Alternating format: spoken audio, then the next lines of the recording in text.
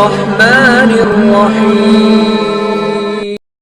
ناظرین، ہماری آج کی ویڈیو میں ہم بتائیں گے کہ حضرت آدم علیہ السلام کی تخلیق کیسے ہوئی، آپ کو کس مٹی سے پیدا کیا گیا اور وہ مٹی کہاں سے لائی گئی، اللہ تعالیٰ نے فرشتوں کو حضرت آدم کو سجدہ کرنے کا کیوں حکم دیا، کیا حضرت آدم نے اپنی تمام اولاد کو اللہ کی ہتھیلی میں پہلے ہی دیکھ لیا تھا؟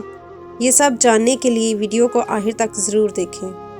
اللہ تعالیٰ نے جب حضرت جبرائیل علیہ السلام کو زمین پر مٹی لانے کے لیے بھیجا تو زمین نے کہا، میں آپ سے اللہ کی پناہ مانگتی ہوں کہ آپ مجھ سے مٹی اٹھا کر کم کر دیں یا مجھے عیبدار کر دیں۔ جبرائیل علیہ السلام مٹی لیے بغیر واپس چلے گئے اور عرض کیا، یا اللہ، زمین نے تیری پناہ مانگی لہٰذا میں نے اس کو پناہ دے دی۔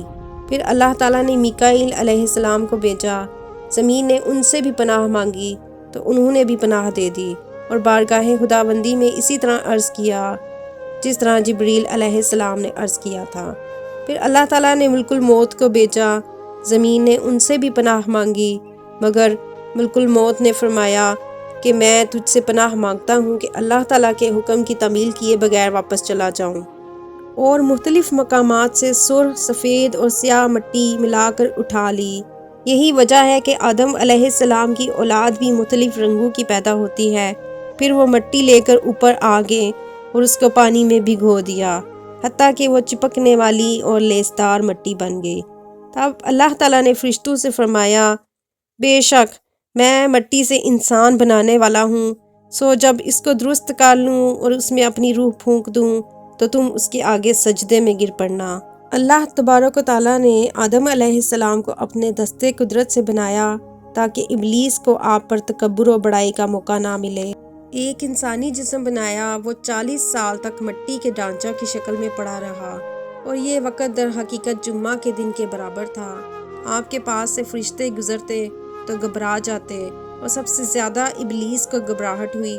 وہ آپ کے پاس سے گزرتے ہوئے آپ کو مارتا تو آپ کے جسم سے آواز پیدا ہوتی جیسے کھنکھناتی مٹی سے آواز پیدا ہوتی ہے۔ اسی بارے میں اللہ تعالیٰ نے قرآن مجید میں ارشاد فرمایا ہے، اس نے انسان کو ٹھیکرے کی طرح کھنکھناتی مٹی سے پیدا فرمایا۔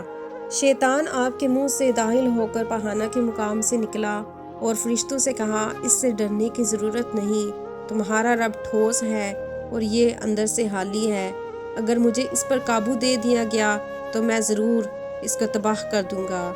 جب آپ میں روح پھونکنے کا وقت آیا تو اللہ تعالیٰ نے فرشتوں سے فرمایا، میں جب اس میں روح پھونک دوں تو تم اس کے سامنے سجدہ ریز ہو جانا۔ جب اللہ تعالیٰ نے فرشتوں کو سجدہ کرنے کا حکم دیا تو سب سے پہلے اسرافیل علیہ السلام نے سجدہ کیا۔ اللہ تعالیٰ نے حضرت اسرافیل کو یہ شرف بخشا کہ ان کی پیشانی پر قرآن پاک لکھ دیا۔ حضرت محمد صلی اللہ علیہ وسلم نے فرمایا، اللہ تعالیٰ نے آدم کو مٹی سے پیدا فرمایا، مٹی کا گارا بنا کر چھوڑ دیا۔ جب وہ مٹی بدبودار اور سیاہ ہو گئی تو اس کی تصویر بنا کر چھوڑ دی۔ پھر جب ٹھیکری کی طرح بجنے لگی تو ابلیس اس کے پاس سے گزرتا اور کہتا، عظیم کام کے لیے پیدا ہوا ہے۔ پھر اللہ جل شانہ نے اس میں اپنی روح ڈالی۔ جب روح آنکھ اور ناک تک پہنچی تو آدم علیہ السلام کو چھینک آئی تو اللہ تعالیٰ نے آپ کو رحمت کے کلمات سکھائے اور کہا، تیرا پروردگار تجھ پر رحمت کرے۔ پھر اللہ تعالیٰ نے فرمایا، اے آدم، اس جماعت کی طرف جاؤ اور ان سے بات چیت کرو اور غور سے سنو وہ کیا کہتے ہیں۔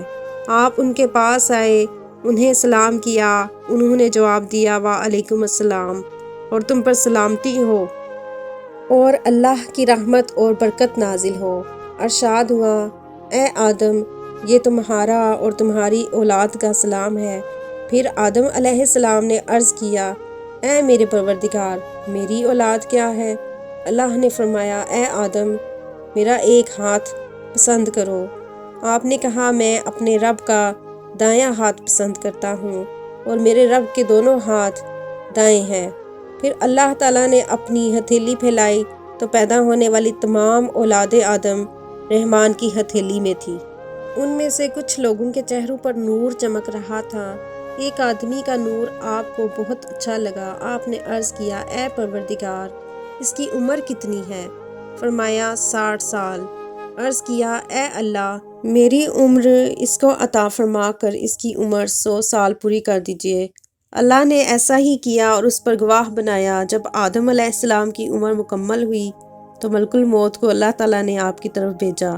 آپ نے فرمایا کیا میری عمر میں سے ابھی 40 برس باقی نہیں؟ ملک الموت نے کہا کیا آپ نے اپنے بیٹے داؤد علیہ السلام کو اپنی عمر سے 40 برس نہیں دے دیے تھے؟ آدم علیہ السلام نے انکار کر دیا، جس کے نتیجہ میں آپ کی اولاد بھی انکار کرتی ہے۔